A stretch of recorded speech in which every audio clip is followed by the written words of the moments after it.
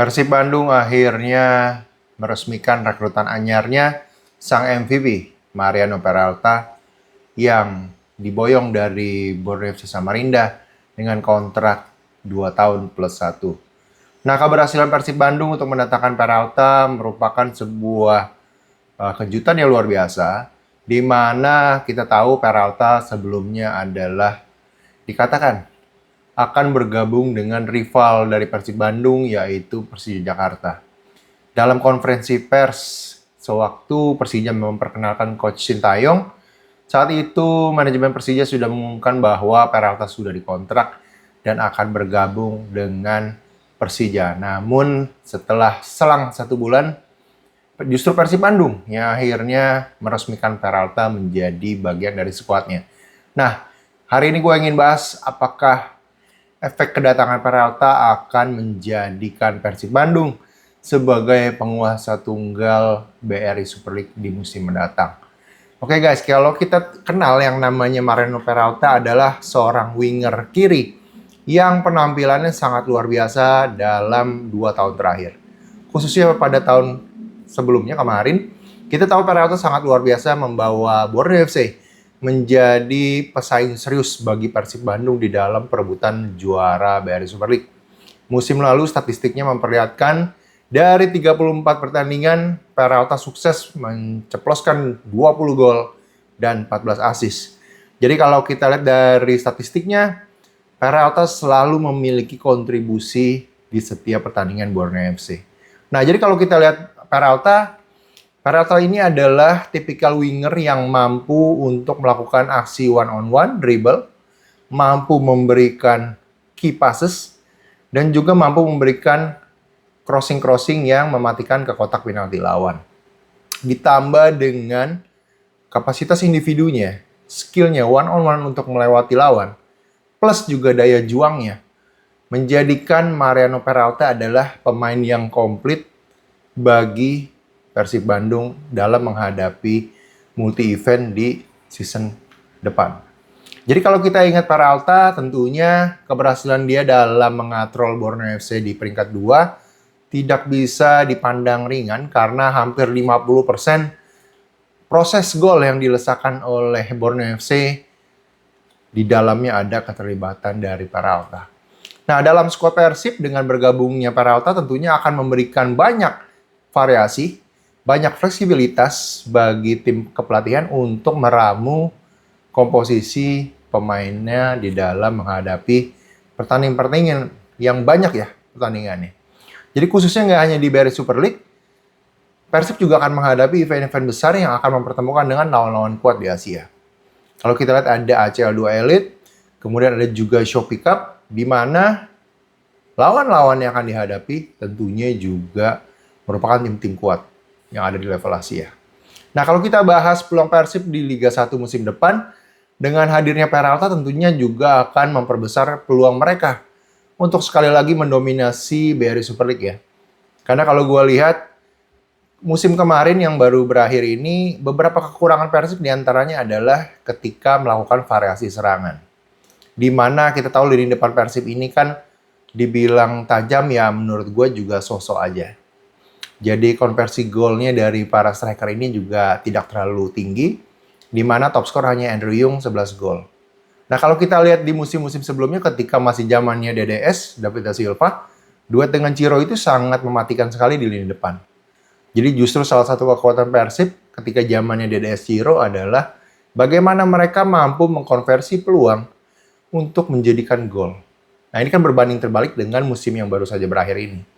Justru gue ngeliat kekuatan Persib adalah ketika kesulitan di lini pertahanan akhirnya mampu membuat tim Persib menang meskipun dengan ugly win.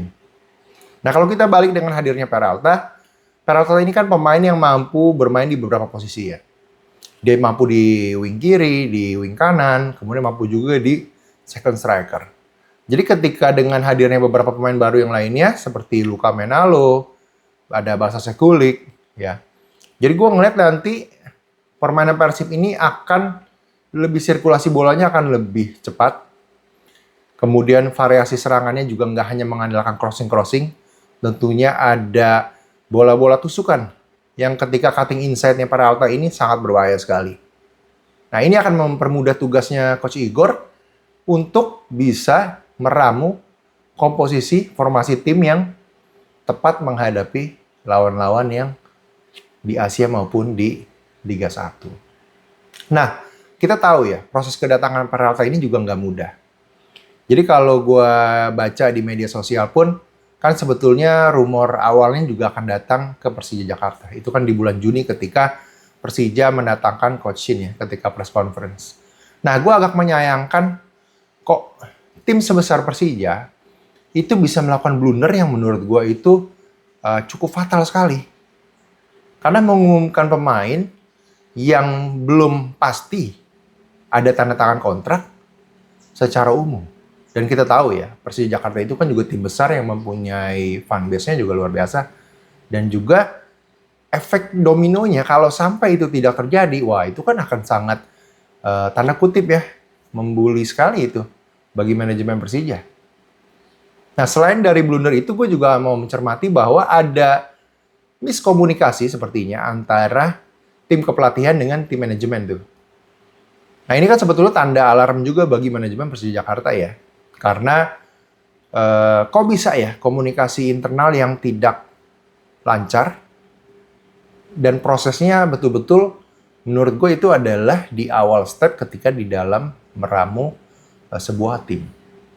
Dan ini kalau gue sebagai pendukung Jakarta ya, tentunya gue akan mempertanyakan kapasitas dari manajerial tim Persija Jakarta.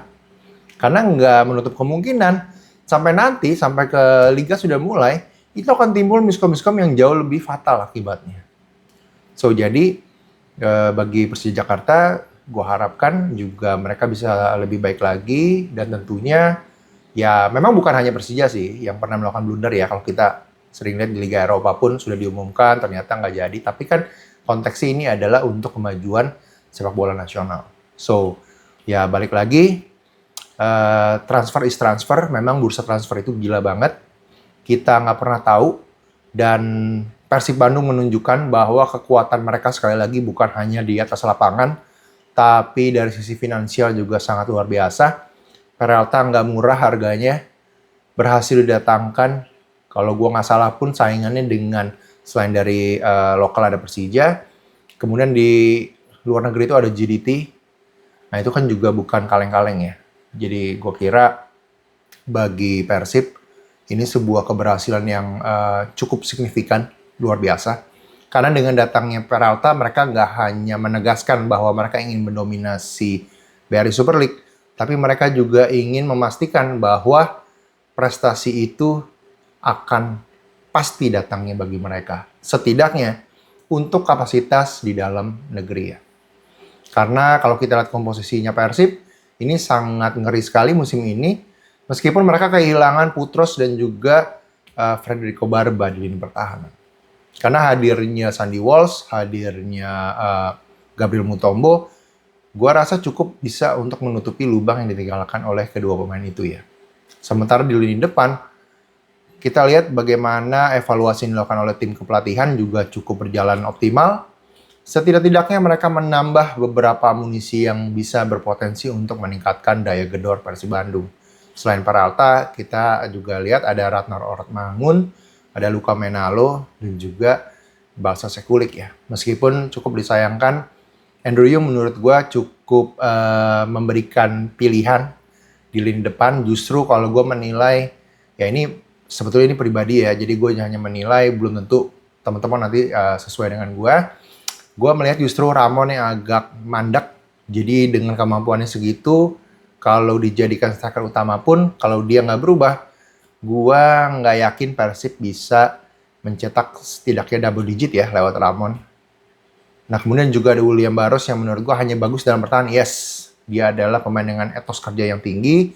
Tapi kalau konteksnya dia akan ditaruh di lini sayap lagi, musim ini rasanya cukup numpuk ya pemain di posisi sayap.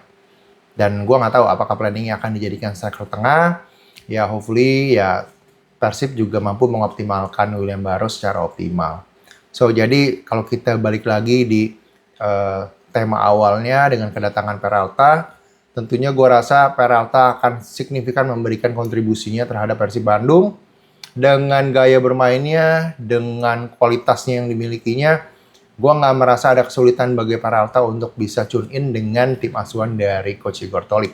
Seenggak-enggaknya gue tetap memprediksi Persib akan bertarung memperebutkan gelar juara. Dan gue masih menilai Persib setidaknya menjadi salah satu calon terkuat untuk mendapatkan gelar keempatnya secara beruntun. Sementara di Asia, kalau di ACL 2, gue kira Persib seenggak-enggaknya bisa mengulangi prestasi musim lalu.